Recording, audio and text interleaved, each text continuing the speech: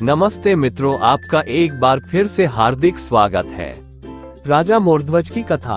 महाभारत युद्ध की समाप्ति के बाद अर्जुन को वहम हो गया कि वो श्री कृष्ण के सर्वश्रेष्ठ भक्त है।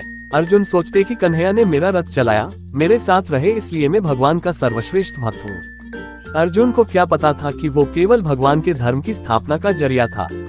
फिर भगवान ने उसका गर्व तोड़ने के लिए उसे एक परीक्षा का गवाह बनाने के लिए अपने साथ ले गए। श्री कृष्ण और अर्जुन ने जोगियों का वेश बनाया और वन से एक शेर पकड़ा और पहुंच जाते हैं भगवान विष्णु के परम भक्त राजा मोरध्वज के द्वार पर। राजा मोरध्वज बहुत ही दानी और आवभगत वाले थे। अपने दर पे आए किसी को भी वो खाली हाथ और बिना भोज के जाने नहीं देते थे। दो साधु एक सिंह के साथ दर पर आए हैं, ये जानकर राजा नंगे पांव दौड़ के द्वार पर गए और भगवान के तेज से नतमस्तक हो आतिथ्य स्वीकार करने के लिए कहा। भगवान कृष्ण ने मोरध्वज से कहा कि हम मेजबानी तब ही स्वीकार करेंगे जब राजा उनकी शर्त माने। राजा ने जोश से कहा, आप जो भी कहेंगे मैं तैयार हूँ। भगवान कृष्ण ने कहा, हम तो ब्राह्मण हैं, कुछ भी खिला देना, पर ये सिंह नरभक्षी है। तुम अगर अपने इकलौते बेटे को अपने हाथों से मारकर इसे खिला सको तो ही हम तुम्हारा आतिथ्य स्वीकार करेंगे। भगवान की शर्त सुन मोरध्वज के होश उड़ गए। फिर भी राजा अपना आतिथ्य धर्म नहीं छोड़ना चाहता था। उसने भगवान से कहा, प्रभु मुझे मंजूर है, पर एक बार मैं अपनी पत्नी से पूछ लूं।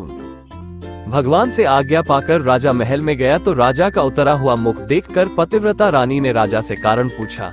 राजा ने जब सारा हाल बताया तो रानी के आंखों से अश्रु बह निकले। फिर भी वो अभिमान से राजा से बोली कि आपकी आन पर मैं अपने सैकड़ों पुत्र कुर्बान कर सकती हूँ। आप साधुओं को आदर पूर्वक अंदर ले आइए। अर्जुन ने भगवान से पूछा, माधव ये क्या माजरा है, आपने ये क्या मांग लिया? कृष्ण बोले, अर्जुन तुम देखते जाओ और चुप रहो। राजा तीनों को अंदर ले आए और भोजन की तैयारी शुरू की। भगवान को 56 भोग परोसा गया, पर अर्जुन के गले से उत्तर नहीं रहा था।